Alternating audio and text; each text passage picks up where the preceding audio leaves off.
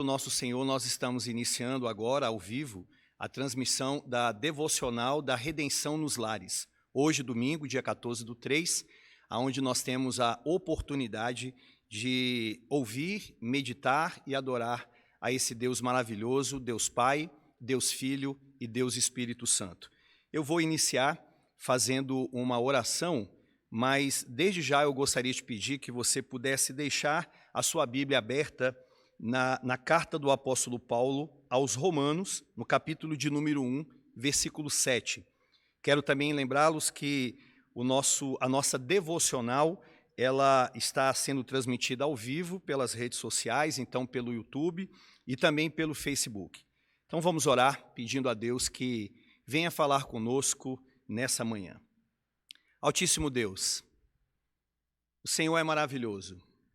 Nós estamos aqui neste momento reunidos, Senhor, nos nossos lares, eu aqui neste salão de adoração na Igreja Redenção e os meus irmãos, cada um em suas casas, com o intuito, Deus querido, no dia do Senhor, de te adorar em espírito e em verdade. Nós louvamos pela tecnologia, Senhor, da nossa época, fruto da sua bondade para conosco, aonde em uma época tão conturbada, nesse período de pandemia, nós podemos ainda, Senhor, ouvir a Tua palavra e podemos estar em unidade, em sintonia uns com os outros, através desse veículo de comunicação. Nós pedimos, Senhor, que Tu venhas falar conosco nessa devocional, que o Senhor seja engrandecido em tudo isso, mas também, Senhor, pedimos humildemente, fale conosco, Deus. Nós necessitamos ouvir a Sua palavra, para a glória de Cristo Jesus, e para a edificação da igreja que foi comprada com o sangue dele, é que pedimos. Amém. Abramos, meus irmãos, a palavra do Senhor em Romanos, capítulo de número 1, versículo 7. Romanos 1, 7. Acompanhe comigo a leitura do versículo 7 até o versículo de número 15. Diz assim a palavra do nosso Senhor. A todos os amados de Deus, que estais em Roma, chamados para serdes santos, graça a vós outros e paz, da parte de Deus, o nosso Pai, e de nosso Senhor Jesus Cristo. Primeiramente dou graças a meu Deus, mediante Jesus Cristo, no tocante a todos vós, porque em todo o mundo é proclamado a vossa fé, porque Deus, a quem sirvo em meu espírito, no evangelho do seu Filho, é minha testemunha, de como incessantemente faço menção de vós em todas as minhas orações, suplicando que, em algum tempo, pela vontade de Deus, se me ofereça boa ocasião de visitar-vos, porque muito desejo ver-vos a fim de repartir convosco algum dom espiritual, para que sejais confirmados, isto é, para que em vossa companhia, reciprocamente, nos confortemos por intermédio da fé mútua, vossa e minha. Porque não quero, irmãos, que ignoreis que muitas vezes me propus ir ter convosco, no que tenho sido até agora impedido, para conseguir igualmente entre vós algum fruto, como também entre os outros gentios. Pois sou devedor, tanto a gregos como a bárbaros, tanto a sábios como a ignorantes. Por isso, quanto está em mim, estou pronto a anunciar o evangelho também a vós outros em Roma.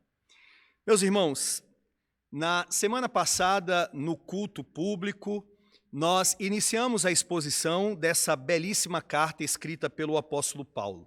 Nós vimos que o apóstolo, ele tinha dois grandes objetivos ao escrevê-la. Um objetivo pessoal e também um objetivo circunstancial, ou seja, em relação às circunstâncias daquela igreja. O pessoal é que o apóstolo Paulo, ele tinha um projeto missionário. O intuito dele era que fosse plantada uma igreja na Espanha. A atual situação do apóstolo Paulo naquela época, no final da sua terceira viagem missionária, provavelmente nos idos de 55 ou 57 depois de Cristo, é que toda a bacia do Mediterrâneo já tinha sido alcançada pelo evangelho. Então, já tinha uma igreja plantada, estabelecida naquele local. Logo, o apóstolo Paulo, que tinha um coração missionário, ele sabia que agora ele tinha que fazer a obra do Senhor em outro lugar. E qual lugar? A Espanha.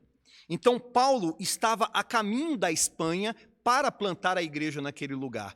Só que a caminho da Espanha ficava Roma.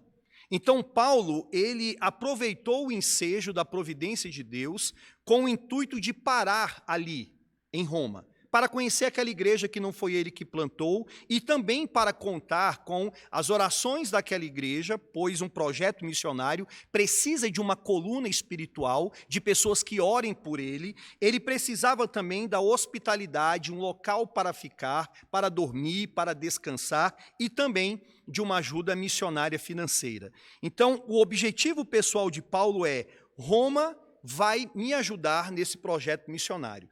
Mas o objetivo circunstancial da escrita dessa carta é que a igreja de Roma, naquela época, eles não adoravam ao Senhor em um local de adoração como esse que nós estamos, um salão de adoração, mas a igreja se reunia em casa.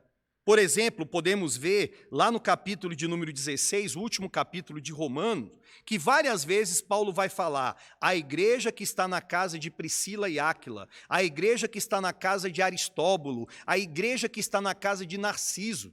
Então, eles residiam e também adoravam o Senhor em casa. E essas casas, ora era uma casa de judeus convertidos, ou então de gentios convertidos. E o problema ali não era um problema étnico, não era um problema por ser judeu ou por ser gentil, mas era um problema teológico. Os judeus eram extremamente apegados à lei. Eles ainda estavam presos à velha aliança, acreditavam que deveriam guardar o sábado, acreditavam que deveriam se apegar a toda aquela dieta de comida deles. Então, quem não fazia isto, logo, na concepção deles, estava errado. Então, eles condenavam muito os gentios por não procederem desta forma. E os gentios, por outro lado, acreditavam que tinham a liberdade em Cristo e, sendo livres em Cristo, poderiam fazer o que viesse à sua mente. Então, eles não estavam obrigados a guardar a lei ou fazer nenhum outro tipo de coisa que não estivesse compatível com a sua liberdade em Cristo. Então, tinha um problema teológico. Você tinha os legalistas, que eram judeus, e você tinha, por outro lado, os antinomianos, contrários à lei, que eram gentios. Então, Paulo aproveita este ensejo e escreve esta carta para combater essa falsa doutrina permeada pelos irmãos da igreja. E ele traz, então, à baila a doutrina da justificação pela fé, que é uma doutrina que contemplaria tanto judeus como gentios, mostrando que em Cristo e pelos méritos de Cristo, ambos são justificados pela fé. E em Cristo eles se tornam um só povo. Então nós vimos isso na semana passada. E vimos também, a partir do versículo de número 1 até o versículo de número 6, algumas características do verdadeiro evangelho que foram trazidas pelo apóstolo Paulo.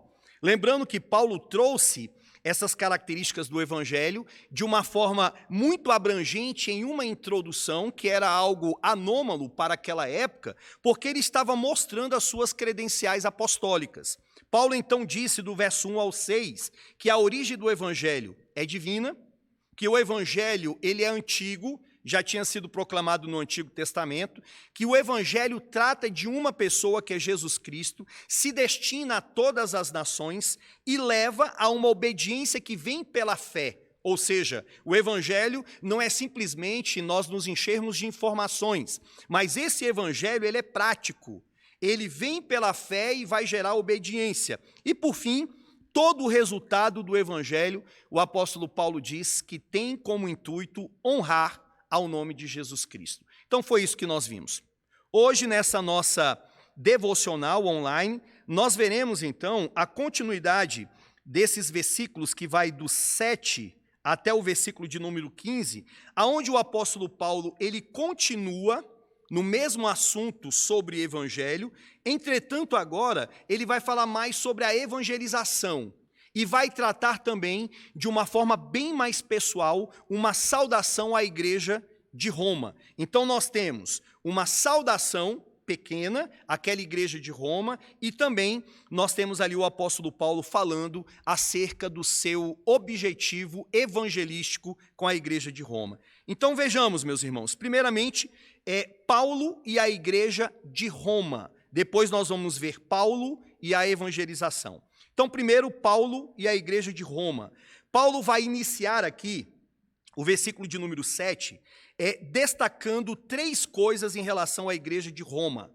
Aquilo que ele deseja para eles, a graça e a paz, o testemunho que Paulo ficou sabendo sobre eles, da fé que eles tinham, e o desejo de Paulo de comunicar mais alguma coisa para eles, uma instrução. Então, olhe para o versículo de número 7.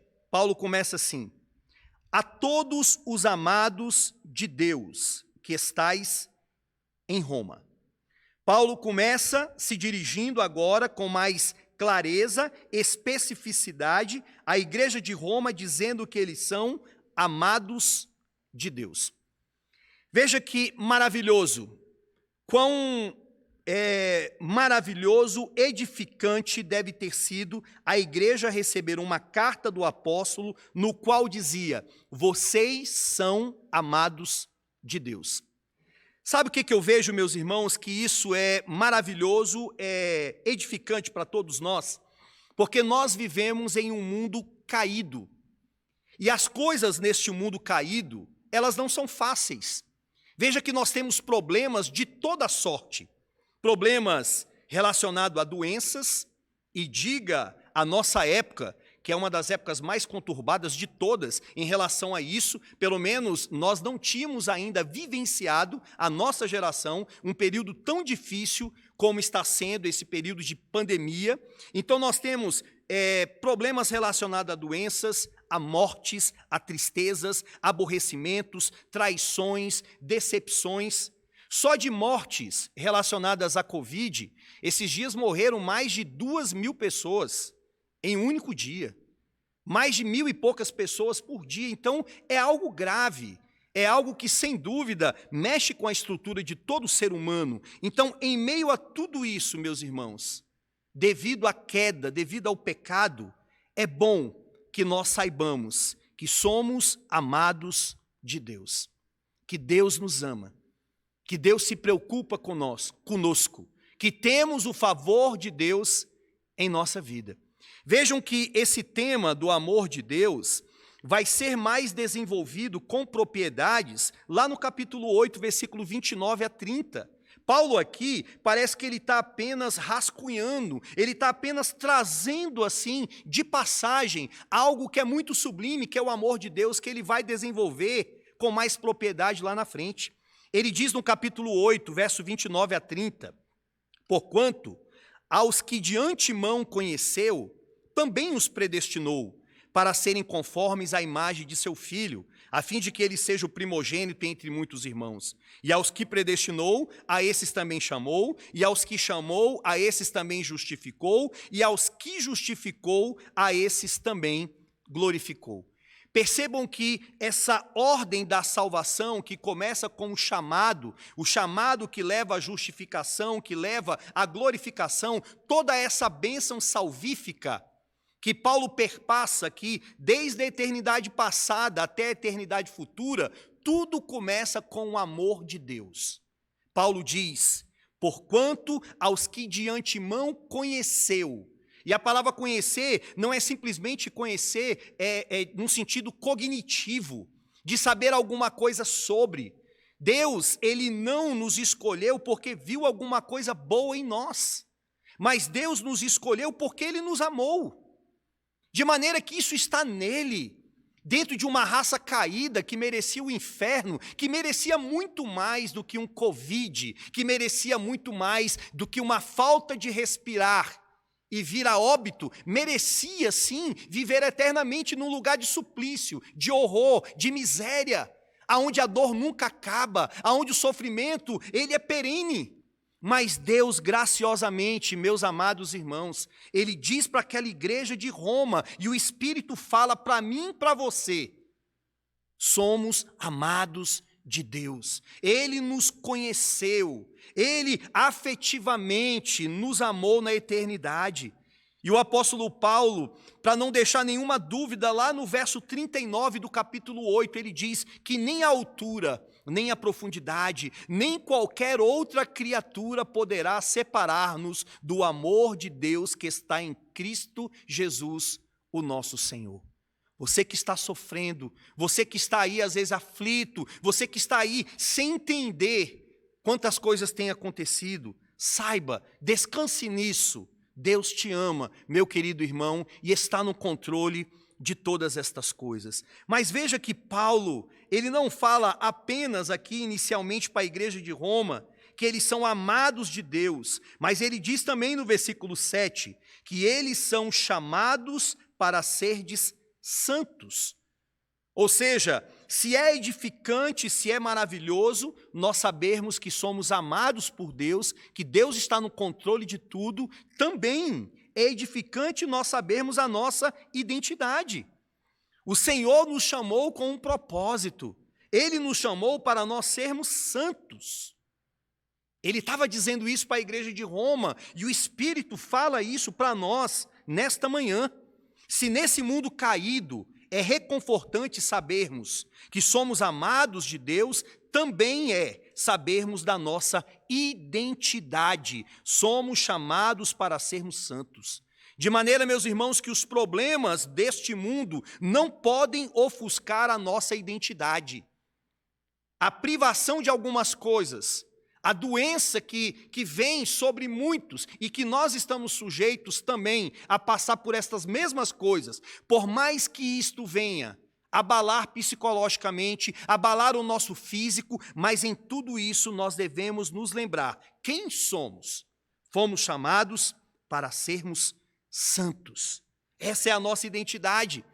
Foi isso que o apóstolo Paulo disse lá em Efésios capítulo 1, no versículo de número 4, que o Senhor nos escolheu antes da fundação do mundo para sermos santos e irrepreensíveis.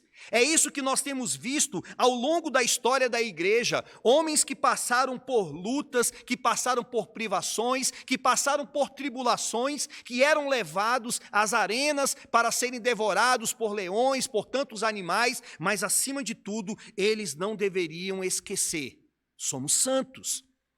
Essa luta que nós estamos passando no século 21, meus irmãos, ela vem sobre o povo de Deus também para nos tornarmos mais parecidos com Cristo Jesus, para dependermos mais de Cristo Jesus, para nos aproximarmos mais do Senhor em oração.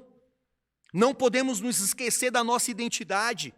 Eu estava conversando com os meus irmãos aqui sobre a mensagem passada do reverendo Mateus, lá em Apocalipse, quando ele falou em um título de uma mensagem sobre identidades e títulos. Nós não podemos nos esquecer da nossa identidade. Somos santos, estamos em santificação, independente da luta da prova. Agora veja que Paulo, ele continua, ele diz, vocês são amados de Deus, vocês são chamados para serem santos. E aí Paulo pega agora e saúda a igreja com uma saudação habitual dele, a graça a vós outros e paz, da parte de Deus, o nosso Pai e do nosso Senhor Jesus Cristo. Paulo está pegando aqui uma saudação que poderia ser utilizado pelos gregos, que é a graça, e também a paz pelos judeus, o shalom, mas ele une tudo isso para saudar aquela igreja, de maneira que Martyn Lloyd-Jones ele diz que aqui, nesses dois termos, graça e paz, a gente tem um resumo de toda a fé cristã. Toda a fé cristã. Todo esse período que nós estamos aqui e vamos para a eternidade, aonde não haverá tempo, mas tudo se resume nisso. Graça e paz a vós outros. Veja que graça, meus amados irmãos, graça tem a ver com aquilo que permeia a nossa vida. Tudo que temos do começo ao fim é resultado da graça divina. Sabe por quê, meu irmão e minha irmã? A Bíblia fala que o salário do pecado é a morte. A Bíblia fala que a alma que pecar, essa morrerá. Então, nós não merecíamos viver, não merecíamos respirar, não merecíamos nos alimentar, não merecíamos colher da terra frutos saudáveis para a nossa sobrevivência, mas merecíamos apenas espinhos e abrolhos. Merecíamos apenas o inferno, como eu ressaltei lá no começo. Mas tudo que temos aqui é graça. Graça salvífica, glória a Deus por isso, pela salvação do seu povo, mas também a graça comum. A graça, meus queridos irmãos, que permeia todos nesse mundo, de maneira que ninguém pode falar com justiça que este Deus, pregado nas Escrituras pelos cristãos, ele não é um Deus gracioso. Deus é sim gracioso. A chuva dele vem para justos e injustos, o sol vem para justos e injustos, o que sucede a um sucede também a outro. Deus é gracioso, meus amados irmãos, então a graça do Senhor permeia a nossa vida. Mas vejam que essa graça, como diz o Dr. Lloyd Jones, ela é como um rio que vai levar para um grande oceano, que é o oceano da paz. A paz que vem de Deus. Paulo está desejando para aquela igreja que essa graça seja convosco, mas também que essa graça conduza à paz, que é a paz com Deus. É aquela paz, meus amados irmãos, que mesmo acometido por um vírus como esse que está acontecendo nesse mundo, mesmo acometido por um câncer, seja qual for a doença, seja o que for que a pessoa esteja passando, o crente está suscetível a isso, mas o crente sabe, acima de tudo, eu tenho paz com o meu Deus. Eu tenho paz com Ele, eu tenho um novo relacionamento com Ele. Se eu morrer, eu vou para a presença dEle, estar com Ele. Se eu morrer, essas coisas vão cessar, mas não vai cessar essa graça, não vai cessar essa paz, não vai cessar esse relacionamento que é infinito, que é eterno. Nós temos paz com Deus. E paz aqui a gente pode até entender também, não somente no sentido relacional, mas uma paz que vem da parte de Deus, que é cognitiva, que muda a nossa mente, que muda a nossa maneira de ver as coisas. O crente deve enxergar as coisas que estão acontecendo através dessa paz, que muda as nossas emoções, que muda a maneira de nós enxergarmos todas estas coisas. E aí eu te pergunto, meu querido irmão, você está em paz com Deus? Essa paz que eu estou falando e essa graça que eu estou falando, será que é apenas uma etimologia de termos? Será que é apenas graça como um favor imerecido para quem não merece? É apenas uma verbalização de teologia, de teoria? Ou isso de fato é um fato na sua vida? Você tem paz com esse Deus? Você está em paz com esse Deus? Você tem vivido essa graça e tem entendido que apesar do que você está passando ou do que você venha passar, você já está no lucro, porque seja com doença ou sem doença, o maior problema já foi resolvido, que é o problema do seu relacionamento com Deus, é a isenção de você ir para o inferno. Então, qualquer coisa que a gente passe aqui não é absolutamente nada quando comparado com o que o Senhor nos livrou. Não é nada. Tudo muda quando a gente olha por esse prisma.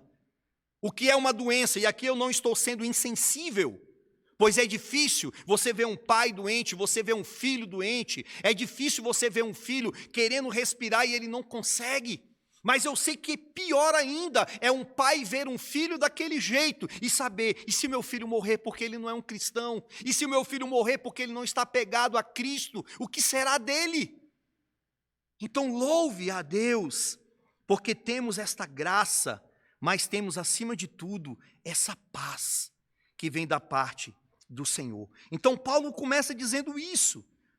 Vocês são amados, vocês são santos, e a graça e a paz permeiam a vida de vocês do começo ao fim, mas depois, meus irmãos, Paulo louva a Deus. Olhe para o verso de número 8, ele vai dizer, primeiramente, eu dou graças ao meu Deus. Veja que ele não agradece pessoas, ele agradece a Deus, pois é Deus que faz a obra. Ele agradece a Deus por quê? Mediante Jesus Cristo, no tocante a todos vós, porque em todo o mundo é proclamado a vossa fé. Em todo mundo. Não entenda mundo aqui como todo mundo daquela época, porque de certo, muitas pessoas não sabiam nada da igreja de Roma, muitas pessoas não conheciam a fé da igreja de Roma. Então, quando Paulo usa aqui o termo mundo, ele está pensando no Império Romano. Então, em todo aquele vasto Império Romano, é proclamado a vossa fé, é proclamado o vosso testemunho. Irmão, sabe o que me deixa boquiaberto, maravilhado com isso? É porque hoje nós temos, veja que eu estou agora online, falando com você, e tem aqui, graças a Deus, uma equipe pequena, mas uma equipe boa, de irmãos que sabem trabalhar nessa área, e a gente pode levar o evangelho até vocês, esse evangelho pode chegar em várias pessoas através desse veículo de comunicação. Mas naquela época eles não tinham nada disso. Naquela época, eles não tinham celular, eles não tinham televisão, eles não tinham internet, e eu fico pensando como que era proclamado essa fé em todo o Império Romano, como que todas aquelas pessoas conheciam a fé daquela igreja. Isso só pode ser explicado por um avivamento.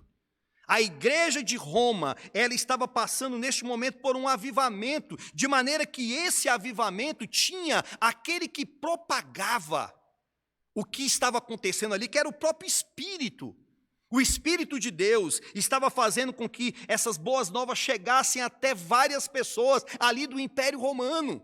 De maneira que quando um avivamento ocorre, mesmo sendo em um pequeno grupo, a notícia ela se espalha.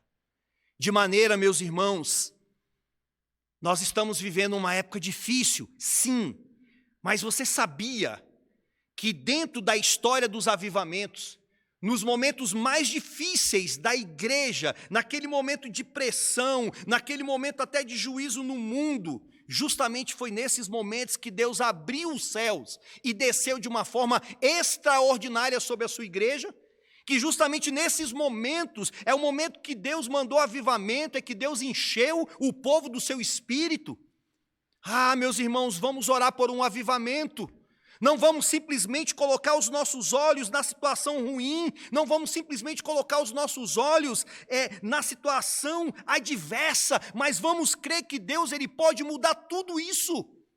Vamos crer, como disse Isaías no capítulo 64, se fendesses os céus e descesses, se os montes tremessem na tua presença, como quando o fogo inflama os gravetos, como quando faz ferver as águas, para fazeres notório o teu nome aos teus adversários, de sorte que as nações tremessem da tua presença.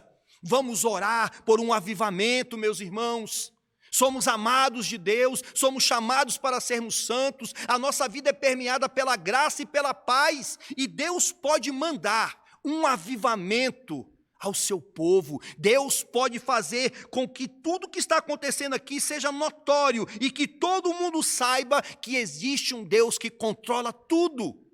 Vamos clamar por isso. Agora veja, irmãos, que após o apóstolo Paulo falar sobre isso, ele está falando para uma igreja que é amada, uma igreja que é chamada para ser santa, que tem a graça e a paz do Senhor, que está participando de um avivamento.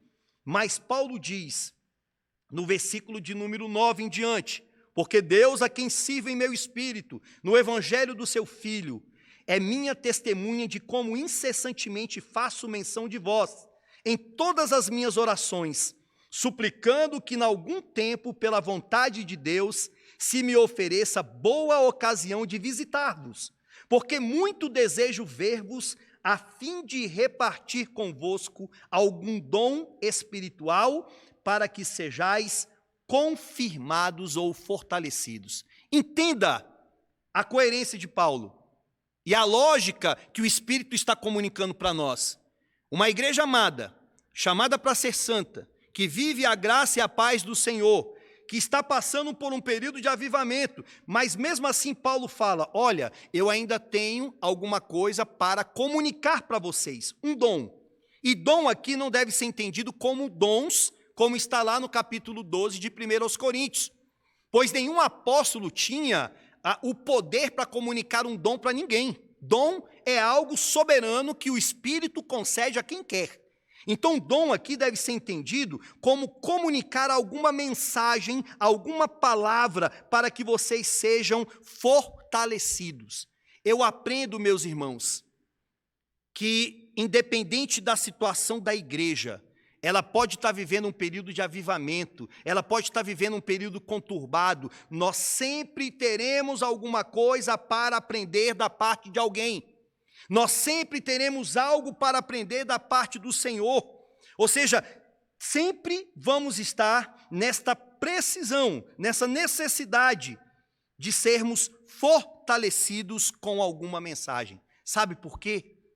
Porque quando a gente olha para o nosso Deus, nós sabemos que Deus é uma fonte inesgotável de conhecimento. A vida cristã é uma grande pedagogia. Você entra no cristianismo aprendendo, você continua aprendendo, você vai morrer e você vai aprender para todo sempre. Nunca haverá um momento, meu irmão, que você ficará entediado, agora eu já sei tudo, agora não tenho mais nada para aprender. Lê do engano. Você sempre vai estar aprendendo e crescendo e amadurecendo nas coisas de Deus.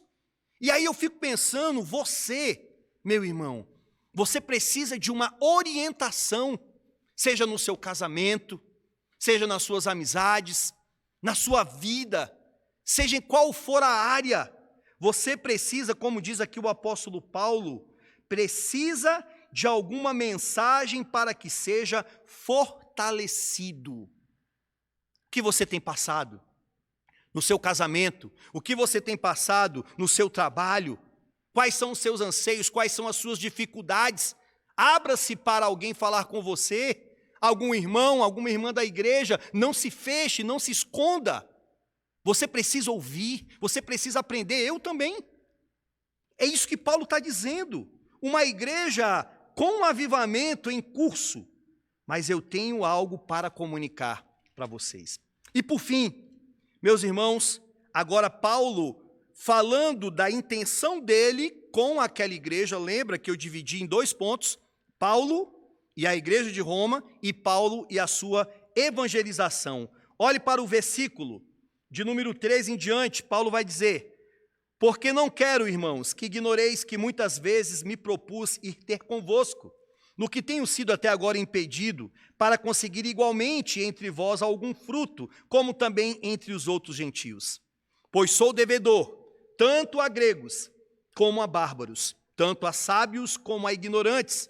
Por isso, quanto está em mim, estou pronto a anunciar o evangelho também a vós outros, em Roma.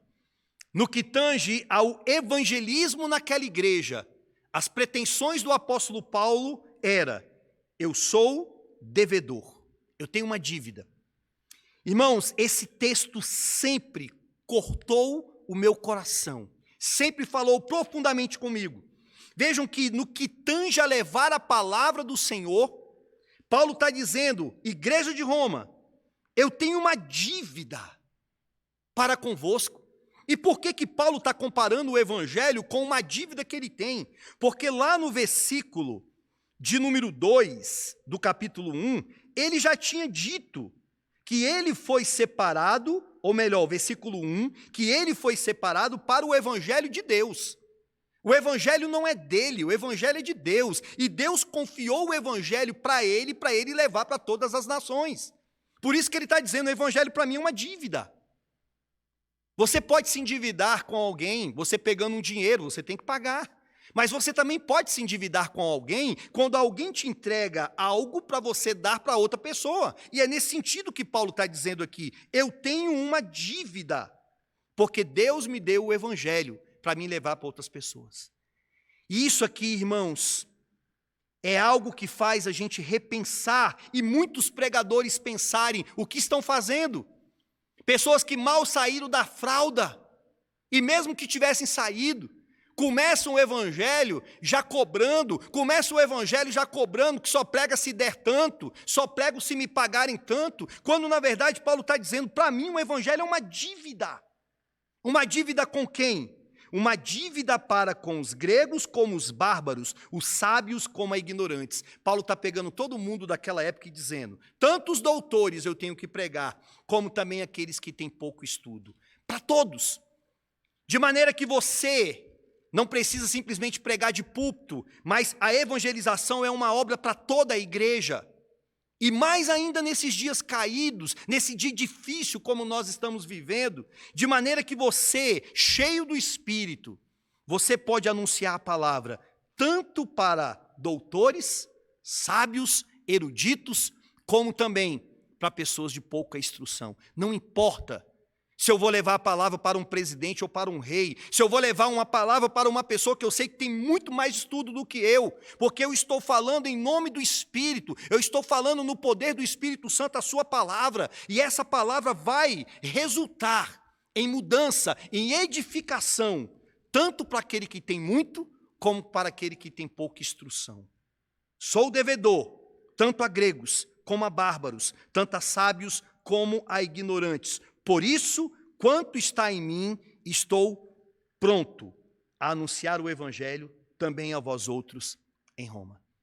Você está pronto a anunciar o evangelho, Igreja Presbiteriana Redenção, e todos aqueles que me ouvem ou que me ouvirão? Você está pronto a pregar o evangelho para todos indistintamente, nessa época difícil que nós estamos vivendo? Você entende aqui a motivação do apóstolo e você entende a motivação que você tem que ter no século 21. Os líderes da igreja, o conselho da igreja, a igreja como um todo mundo se envolver, se engajar nesta obra.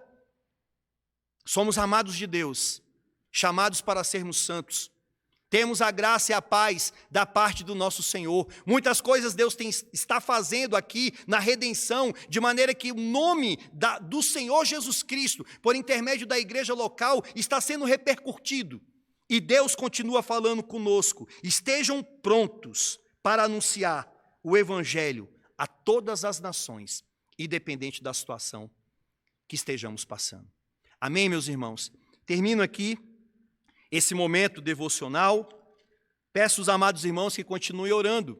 Orem pela igreja local, orem pelo conselho, orem pelo reverendo Mateus e toda a sua família, orem pelo avanço missionário, orem, meus amados irmãos, para que o Senhor possa intervir nesses dias e cessar.